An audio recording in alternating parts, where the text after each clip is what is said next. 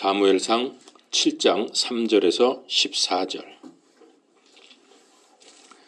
사무엘이 이스라엘의 온 집에게 말하여 이르되 너희가 마음을 다해 주께 돌아오려거든 이방신들과 아스다롯을 너희 가운데서 제거하고 너희 마음을 예비하여 주께로 향하게 하며 그분만 섬기라. 그분께서 너희를 블레셋 사람들의 손에서 건져내시리라 하니 이에 이스라엘 자손이 바알들과 아스다롯을 제거하고 주만 섬기니라. 사무엘이 이르되 온 이스라엘을 미스바로 모으라.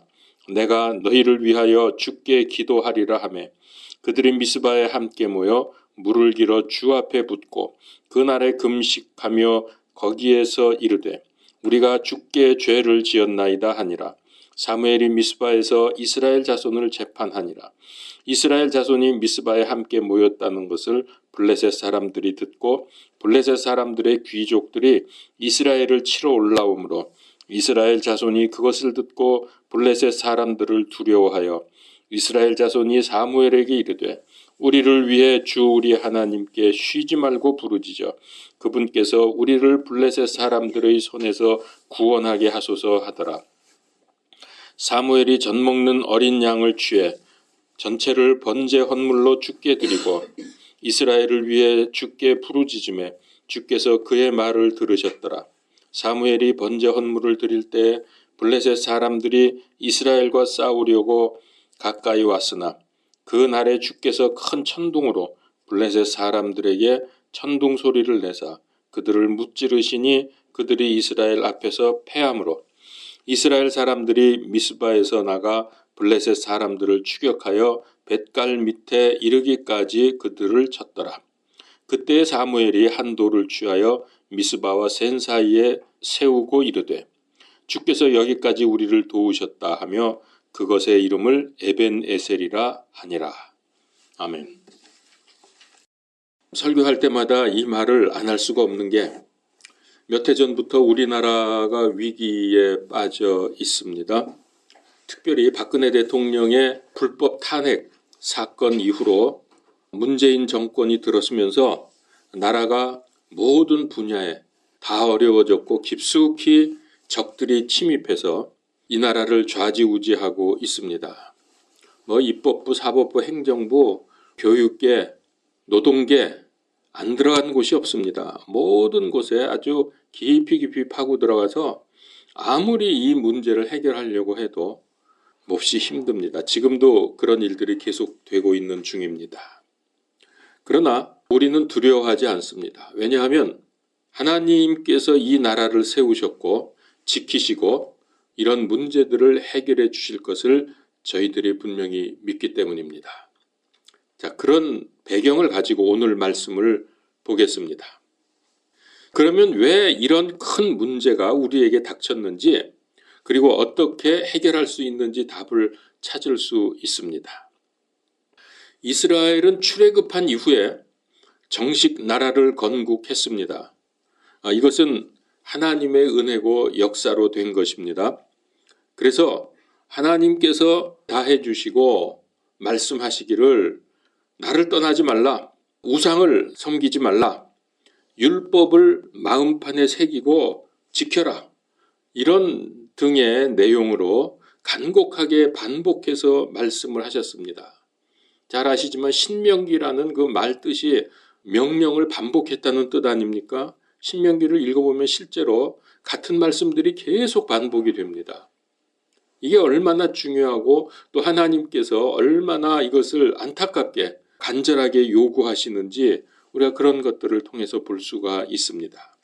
그렇게 하나님께서 반복해서 말씀하셨음에도 불구하고 얼마 못 가서 이들은 하나님을 떠나서 우상 숭배했고 율법을 껍데기로 만들어 버렸습니다. 자, 이럴 때마다 하나님께서는 여러 가지 방법으로 회개하고 돌아오도록 조치를 취하셨습니다. 그 조치 중에 하나가 바로 오늘 말씀입니다. 자, 이거를 보면서 이거는 오늘날 교회가 하나님을 배반하고 타락한 이스라엘과 다를 바가 없기 때문에 그래서 우리나라도 이렇게 위험에 처했다고 보는 겁니다. 엘리 제사장 때 블레셋이 공격해 왔습니다. 그리고 이스라엘과 전쟁을 했는데 그때 이스라엘이 졌습니다. 자, 그러면은 어떻게 생각을 해야 합니까? 적어도 이스라엘은 선민 아닙니까? 택함을 받았는데 이방 족속하고 전쟁에서 졌다. 그러면 우리가 뭘 잘못했구나. 하나님 앞에 돌아가야 되겠다. 회개하고 다시 전열을 가다듬자. 뭐 이런 식의 발상이 나와야 되는데 성경을 보면 여러분 그런 상황에서 이스라엘이 기껏 생각해냈다는 게 뭐냐 하면 우리가 하나님의 힘으로 이기자 그러면서 언약궤를 전쟁터에 가지고 가면 이길 거다. 하나님이 이기게 해 주실 거다. 이런 생각을 한 거예요. 아무 회개나 신앙적인 조치 없이 언약궤가 하나님의 임재를 상징하는 거니까 언약궤 들고 나가서 전쟁하자. 그러면 이길 거다. 참 이게 무속적인 발상이죠.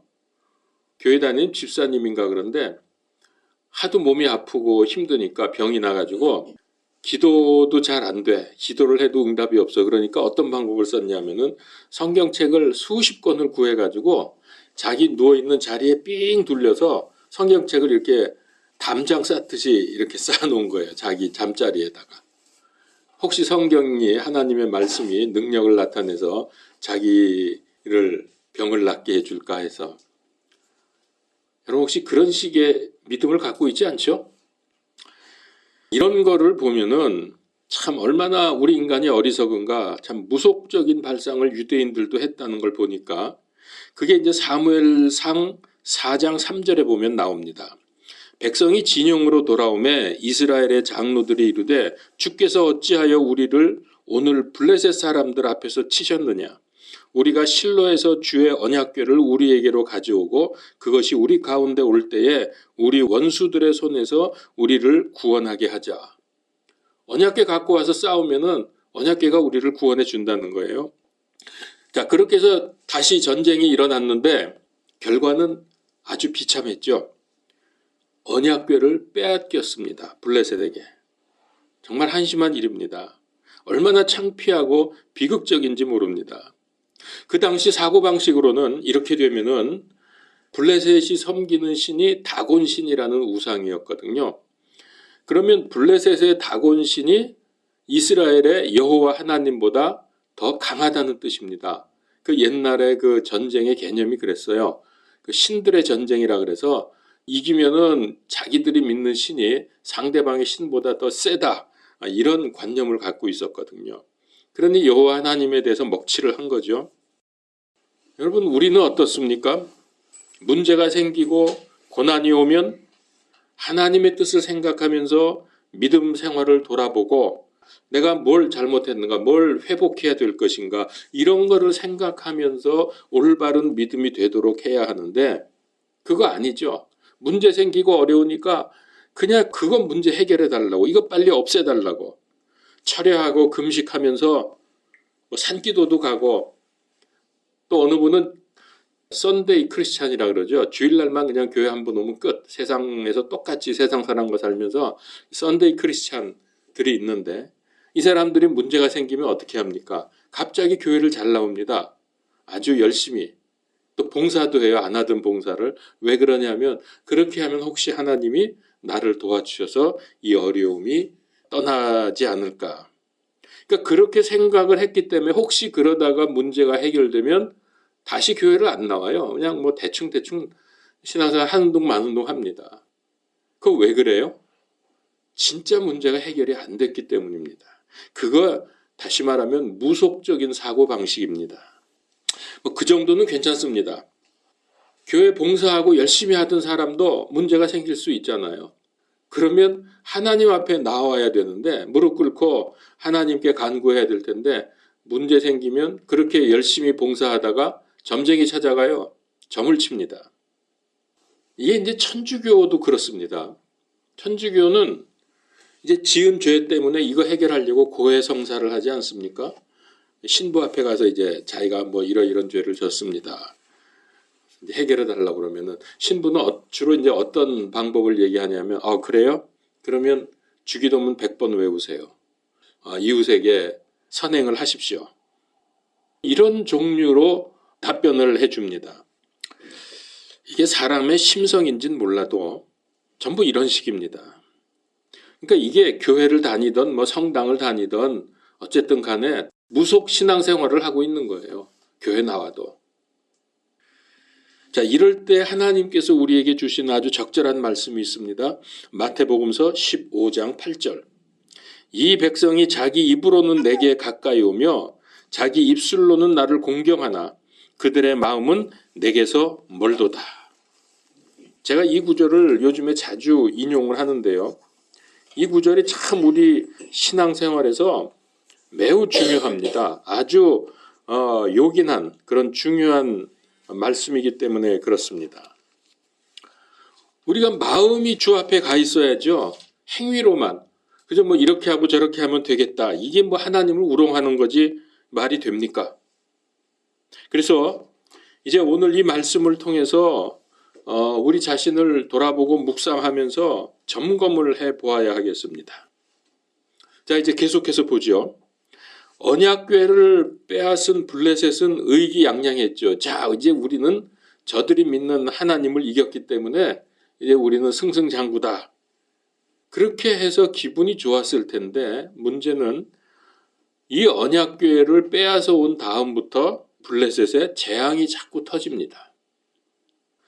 그들이 섬기는 다곤 신상이 어느 날 아침에 일어나 보니까 그 옆에다가 언약궤를 놨었거든요. 그랬더니 다곤 신상이 자빠져 있는 거예요, 갑자기. 그러더니 목이 부러졌고 팔다리가 다 끊어져서 떨어져 나가 있습니다. 그래서 놀래가지고서 이걸 다른 데로 옮겼더니 또 그 옮긴 그 지역의 사람들이 온몸에 종기가 나서 아파서 죽을 지경입니다. 언약궤를 이리저리 옮겼는데 언약궤가 가는 곳마다 하나님의 재앙이 오는 거예요. 그래서 도저히 견딜 수가 없어서 다시 이스라엘로 보내버렸습니다.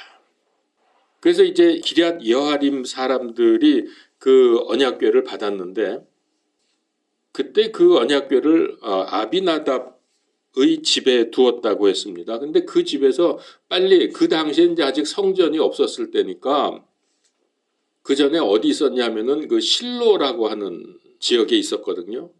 실로로 옮겨야 되는데 아비나답의 집에 무려 20년이나 이 언약궤를 그냥 두었습니다. 그거는 왜 그렇냐 하면은 그 당시에 여전히 블레셋의 영향력 하에 있었기 때문에 이들이 신앙생활을 마음대로 할 수 없었던 거예요. 그러니까 눈치 봐야 되고 또 그들이 못하게 하면 마음대로 할 수가 없었던 그런 시대였습니다. 그러니까 그걸 제대로 옮기지도 못하고 20년이나 한 곳에 놓아두었습니다. 그래서 오늘 2절에 보면은 그 궤가 기럇 여아림에 거하되 그 기간이 길어 20년이 되었으므로 이스라엘의 온 집이 주를 구하며 애곡하니라. 그때 이스라엘은 이방 그 바알과 아스다롯을 섬기고 있었습니다. 바알은 남신이고 아스다롯은 여신입니다.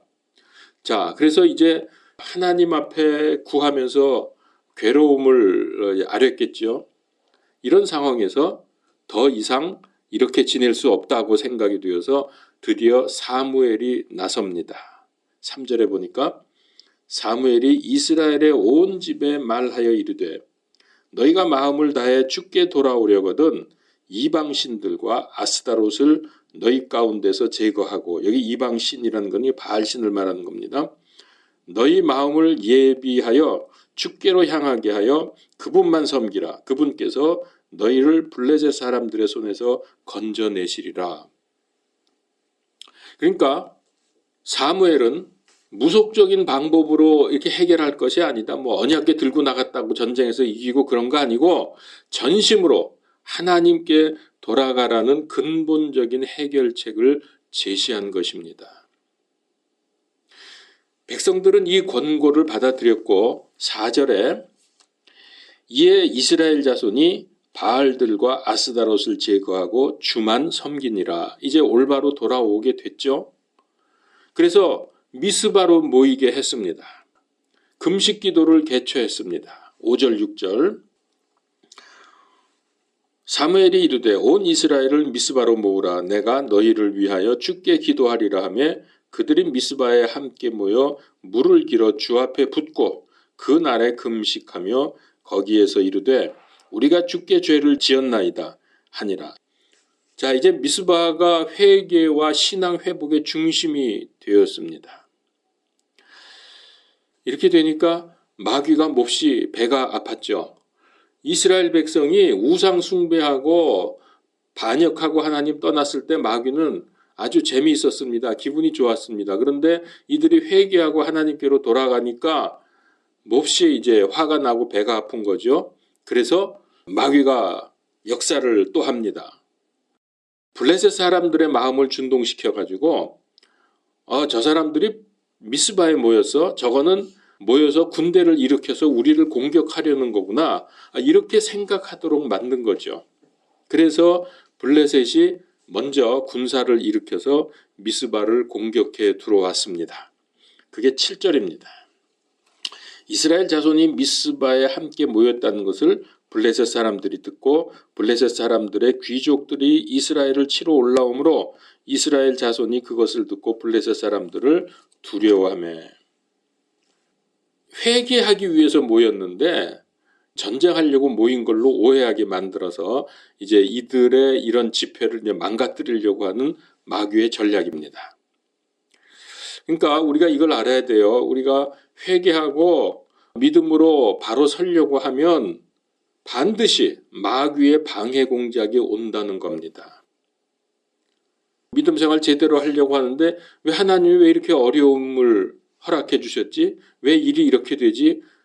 그거는 영적으로 보게 되면 회복될 수 있다는 증거입니다. 왜냐하면 그게 마귀가 그거 못하게 공격을 하는 것이기 때문입니다.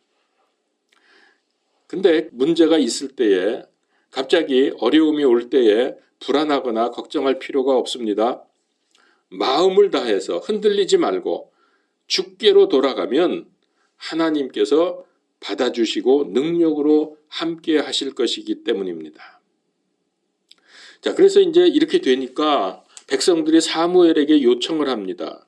8절에 이스라엘 자손이 사무엘에게 이르되 우리를 위해 주 우리 하나님께 쉬지 말고 부르짖어 그분께서 우리를 블레셋 사람들의 손에서 구원하게 하소서. 예, 이건 맞는 얘기죠. 이제 정신을 차렸습니다. 이스라엘 백성들이. 이제 사무엘은 예배를 드리면서 전심으로 하나님께 부르짖게 됩니다. 올바른 요청을 했잖아요. 기도를 쉬지 말라고. 자기들은 나가서 싸울 테니까 기도를 쉬지 말라고 이렇게 요청을 했습니다. 그래서 사무엘이 제물을 드리고 어린 양을 잡아서, 이건 이제 예배죠. 오늘 우리로 치면은 그렇게 해서 전심으로 부르짖었더니 하나님께서 들으셨습니다. 9절에 사무엘이 젖 먹는 어린 양을 취해 전체를 번제 헌물로 주께 드리고 이스라엘을 위해 주께 부르짖음에 주께서 그의 말을 들으셨더라. 하나님께서 들으시면 게임 끝입니다. 그건 끝난 거예요. 하나님을 누가 이길 수 있습니까? 그래서 10절, 11절을 보죠. 사무엘이 번제 헌물을 드릴 때 블레셋 사람들이 이스라엘과 싸우려고 가까이 왔으나 그날에 주께서 큰 천둥으로 블레셋 사람들에게 천둥 소리를 내사 얼마나 겁났겠습니까? 갑자기 막 하늘에서 우르릉쾅쾅 하니까 그들을 무찌르시니, 이게 하나님께서 하신 겁니다. 그들이 이스라엘 앞에서 패함으로 이스라엘 사람들이 미스바에서 나가 블레셋 사람들을 추격하여 뱃갈 밑에 이르기까지 그들을 쳤더라. 여러분, 전쟁에서 이기는 거 얼마나 쉽습니까? 하나님이 싸우시잖아요. 이렇게 쉬운데 그동안 20년 넘게 블레셋에게 깨지고 억압당하고 핍박 속에서 괴로움을 당하고 있었습니다. 자, 다시 한번 보지요. 어떻게 해서 이런 전쟁에 승리를 하게 됐냐면은 올바르게 예배 드리고, 예배의 핵심은 말씀 아닙니까? 그 다음에 기도하면, 말씀과 기도가 제대로 되면 하나님께서 들으시고 하나님께서 싸워주십니다. 우리에게 오는 어려움도 하나님께서 싸워주십니다. 영적 싸움이 진행이 되는 거죠. 자, 그렇게 전쟁을 했더니 결과가 어떻게 됐습니까? 12절에서 14절까지 제가 읽을게요. 그때 사무엘이 한 돌을 취하여 미스바와 센 사이에 세우고 이르되 주께서 여기까지 우리를 도우셨다 하며 그것의 이름을 에벤네셀이라 하니라. 이처럼 블레셋 사람들이 굴복하여 다시는 이스라엘 지경 내에 들어오지 못하였으며, 이 하나님이 하시니까 꼼짝 못하는 거예요. 사무엘의 모든 날에 주의 손이 블레셋 사람들을 대적하며 블레셋 사람들이 이스라엘에게서 빼앗겼던 도시들이 에그론에서부터 가드까지 이스라엘에게 회복되고, 이스라엘이 그 도시들의 주변 지역을 블레셋 사람들이 손에서 건져내었으며 이스라엘과 아모리 족속 사이에 평화가 있었더라. 여러분, 어느 정도로 이 완벽한 승리와 놀라운 결과가 오는지 여기서 볼 수 있지 않습니까? 하나님께서 들으셨다고 했습니다. 자, 이스라엘을 오랫동안 괴롭혔던 블레셋을 물리칠 수 있었던 것은 기도의 힘이었습니다. 말씀과 기도의 힘. 하나님께서 그 기도를 들으셨기 때문입니다. 기도 생활 하셔야 됩니다. 그러니까 말씀과 기도 생활 안 하면 그건 신앙생활이 아니에요. 그냥 교회 다니는 거지.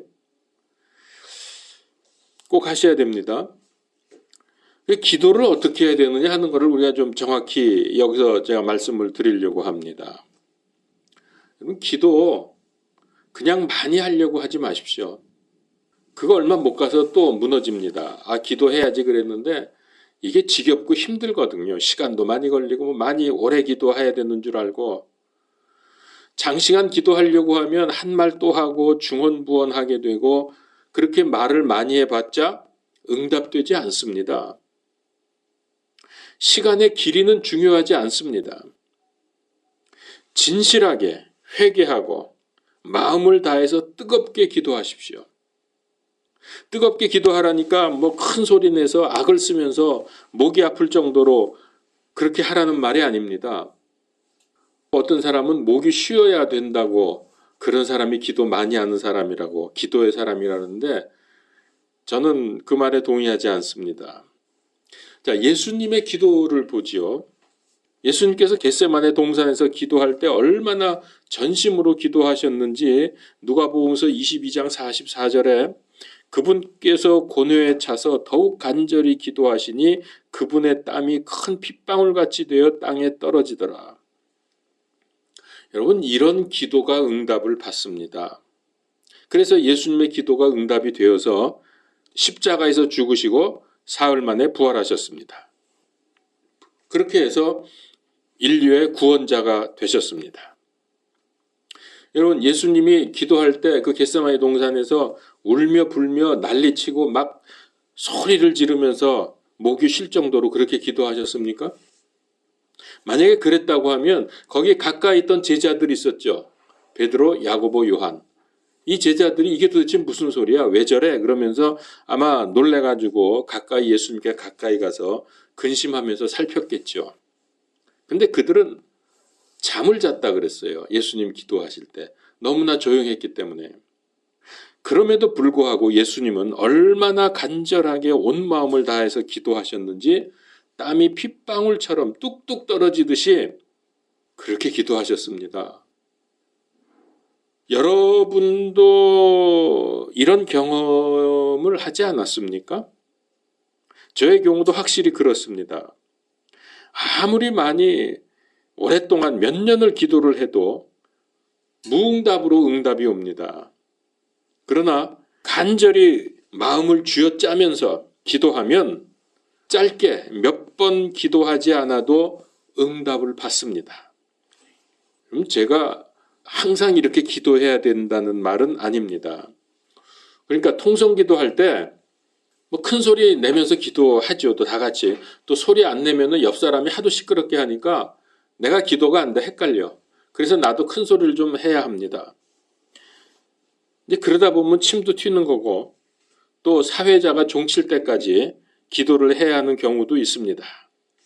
또 마가의 집 다락방에서 120명 성도들이 모여서 열흘을 계속해서 기도했다고 했습니다. 그러니까 제가 말하려고 하는 것은 기도를 오래 하지 말라는 게 아닙니다. 그러니까 오해하지 마십시오. 오래 길게 기도하면 응답이 올 거라는 생각에서 벗어나라는 말입니다. 그러니까 얼마나 몇 시간을 하느냐, 듣기로 어느 목사님은 자기는 하루에 3시간 이상 기도하는 게 목표라고 하는 그런 얘기를 들은 적이 있는데, 그런 시간 이전에 간절하게 온 마음과 온 힘을 다해 머리에 쥐가 나도록 기도하는 것이 기도의 자세다. 그게 기도의 기본이라는 말입니다. 그러니까 길고 짧은 문제가 아니라 기도는 오래 하냐, 짧게 하냐, 이렇게 기도를 너 짧게 하냐, 그런 게 아니라 그 기도를 얼마나 강력하게 온 힘을 다해서, 근데 조금 전에 그랬죠. 머리에 쥐가 나도록 힘을 다해서 기도하라는 거예요. 그런 기도는 하나님께서 들으시고 응답하십니다. 물론 하나님의 뜻을 구해야 하는 거죠. 내 욕심을 위해서 그렇게 하는 건 처음부터 틀린 거고요. 그거는 자, 어쨌든 말씀 생활, 기도 생활 없이 믿음 생활은 불가능합니다. 기도할 때 지켜야 될 중요한 사항이 있습니다. 그냥 무조건 지금부터 기도다 하고 하는 게 아니라 오늘 말씀에서 그 중요한 교훈을, 기도를 어떻게 해야 될지를 알 수가 있는데요. 3절을 다시 보겠습니다. 3절에 보면 첫 번째는 버릴 것을 버리라는 거예요. 여기 뭐라 그랬습니까?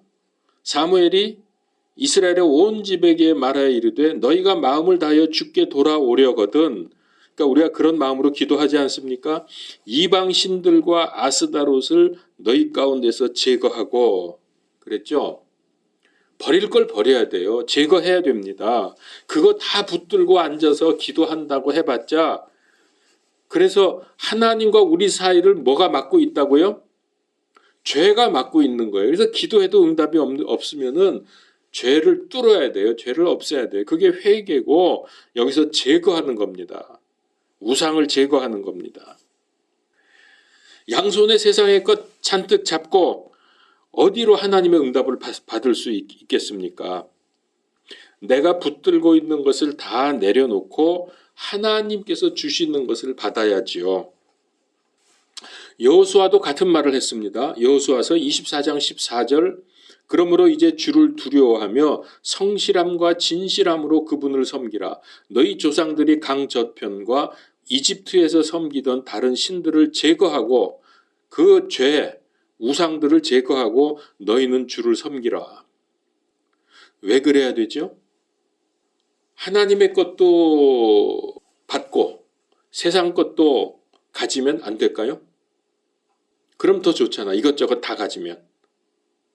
그래서 우리 주님께서 말씀하셨습니다.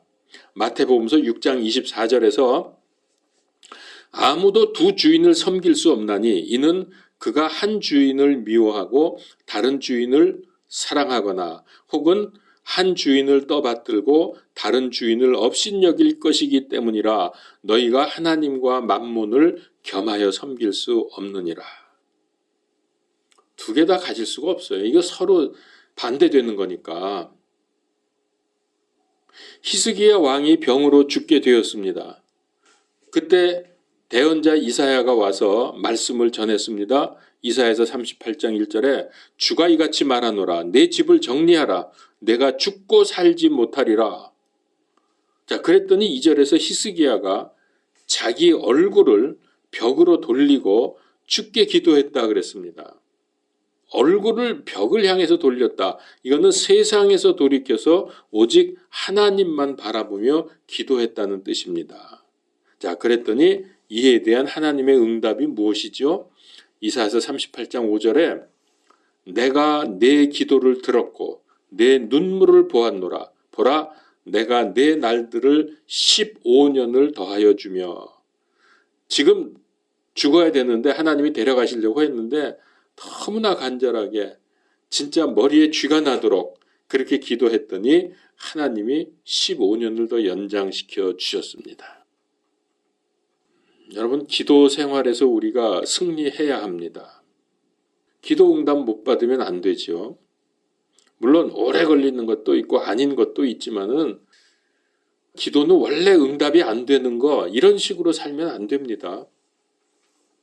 오늘 말씀 6절에 보니까 그들이 미스바에 함께 모여 물을 길어 주 앞에 붓고 그랬죠. 물을 길어 주 앞에 부었다. 이거는 내 마음을 주 앞에 쏟아 붓는다는 표시로 물을 부은 겁니다.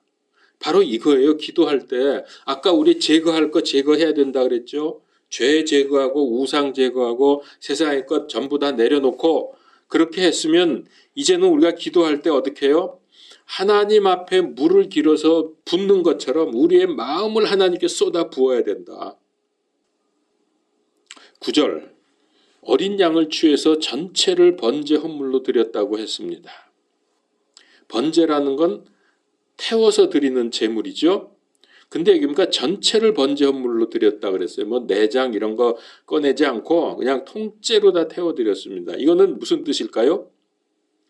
나의 전체를 또 이스라엘 전체를 우리 대한민국 전체를 태워서 하나님께 드리는 헌신의 결단을 의미합니다. 여러분 우리가 이렇게 기도하면 어떤 방법으로든지 하나님께 응답받고 하나님의 뜻이 이루어집니다. 자, 나는 얼마나 자신을 하나님께 드리고 있는지 생각해 보십시오. 나의 마음과 몸과 재능과 돈과 시간 이 모든 것을 다 하나님께 드립시다. 그러면 최고의 믿음 생활, 기도 응답이 될 것입니다. 이걸 못하니까 늘 지지부진하고 뭐 이것도 아니고 저것도 아니고 힘들게 우리가 신앙생활 하는 거예요. 결단하고 주의 제단 앞에 물을 쏟아 붓고 그리고 전체의 번제로 우리가 드리게 되면 그것처럼 최고의 신앙생활이 없죠. 이렇게 했더니 이스라엘이 기도 응답으로 하나님께서 역사하십니다. 그래서 승리하고 승전비를 세웠습니다. 승전비를 세우면서 뭐라 그랬죠? 주께서 여기까지 우리를 도우셨다고 했습니다. 그러면서 그곳을 에베네셀이라고 불렀습니다. 에베네셀이라는 말은 직역하면은 도움의 돌, 에벤이 돌이고 에셀이 돕는다는 말입니다. 그래서 도움의 돌이다. 그러니까 이 말은 이 지역까지 여기까지 도우셨다는 뜻뿐만이 아니라 이 시간까지도 하나님께서 도우셨다는 뜻을 포함하고 있습니다. 이스라엘이 출애굽 후에 모진 광야에서 만나와 메추라기와 생수 이런 거 다 수많은 기적으로 가나안까지 하나님께서 인도하셨습니다. 그동안 반역도 하고 우상 숭배도 했지만은 하나님께서 혼내고 달래고 여기까지 인도하셨습니다. 저와 여러분은 지금 송년 예배를 드리고 있는데 이것도 하나님께서 에베네셀 해 주셨기 때문에 가능한 거죠. 여기까지 하나님이 우리를 도우신 거예요. 내가 그냥 온 거 아니에요. 자, 그러니까 감사가 없다면 믿음도 없는 겁니다. 여기까지 도우신 하나님께 감사해야죠. 저는 가끔 그런 생각을 합니다. 이건 내가 만약에 북한에서 태어났으면 어떻게 됐을까? 저 중국 어디 저런 데서 태어났으면 어떻게 했을까 하는 생각이 들어요.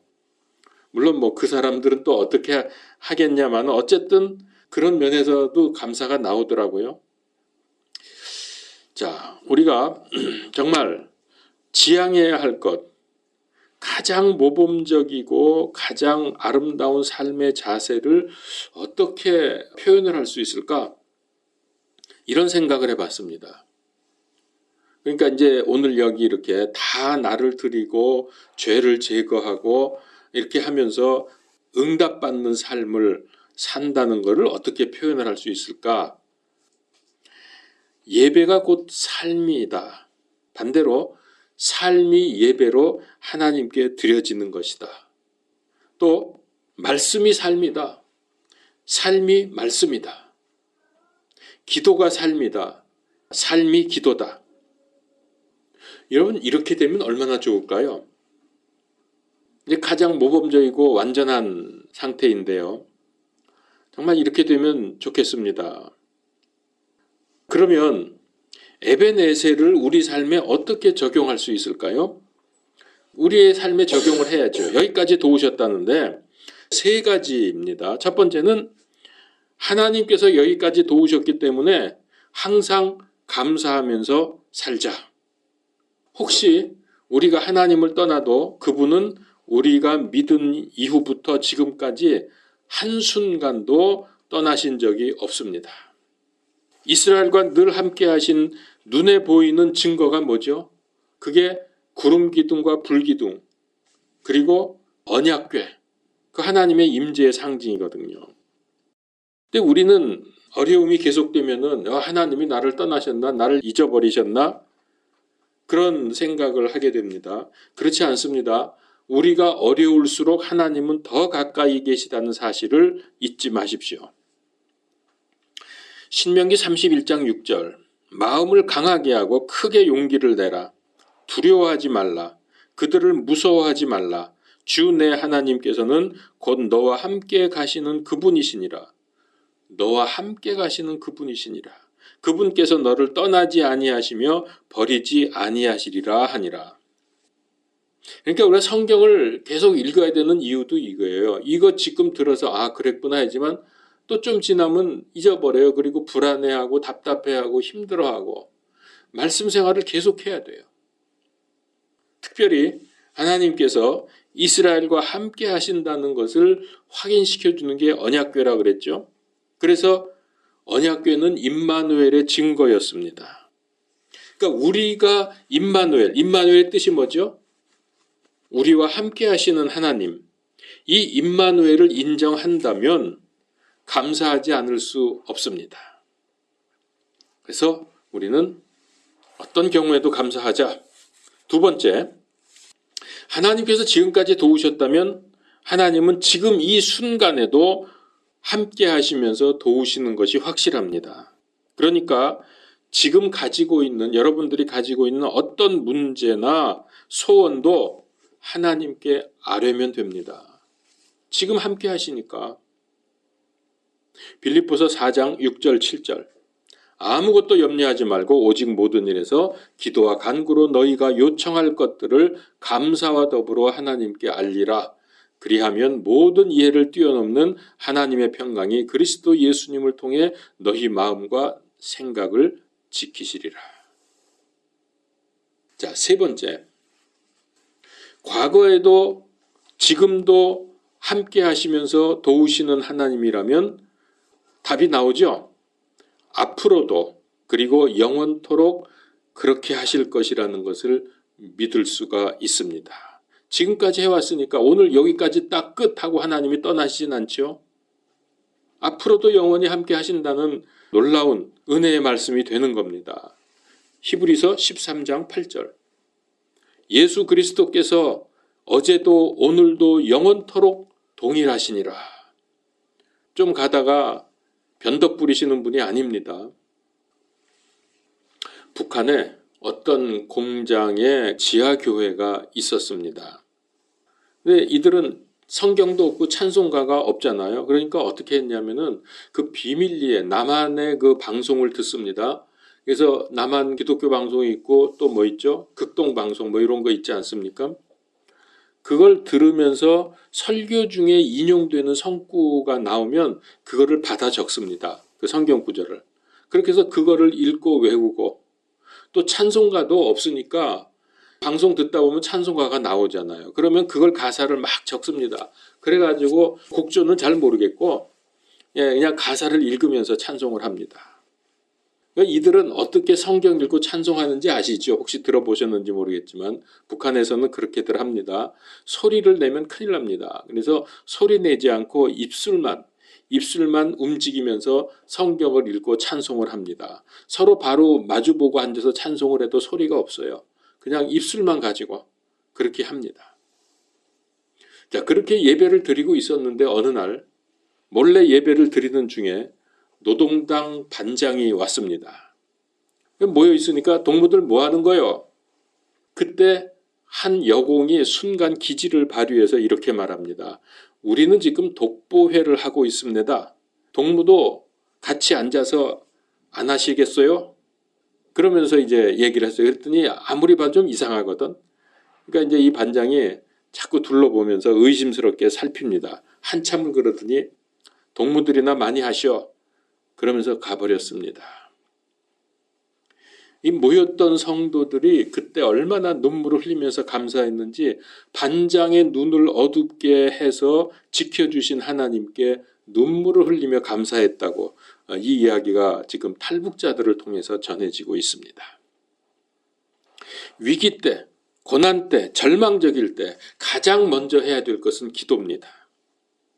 더 이상 방법이 없고 소망이 없는 것 같아도 아직도 확실한 방법이 하나 남아있는데 기도입니다. 하나님 앞에 엎드리면 놀랍고 알지 못했던 길이 열립니다. 지금까지 그리고 지금도 그리고 앞으로도 영원히 함께 하시고 지켜주시고 은혜 베푸시는 주님을 굳게 붙들고 놓치지 맙시다. 오늘 에베네셀 이것을 우리에게 삶에 적용을 하면서 살아야죠. 예레미야 33장 3절 나를 부르라 그리하면 내가 내게 응답하고 내가 알지 못하는 크고 능력 있는 일들을 내게 보이리라. 아멘. 기도합시다. 사랑과 은혜와 능력의 하나님, 이스라엘 백성이 회개하고 돌아왔을 때 승리할 뿐만 아니라 그 전에 빼앗겼던 도시들 모든 지역과 사람들까지도 다 회복이 되게 하셨습니다. 그리고 사무엘이 살아있는 동안에는 평화가 임했다고 했습니다. 에베네셀의 하나님께서 우리에게도 이와 같은 은혜를 주시기 원합니다.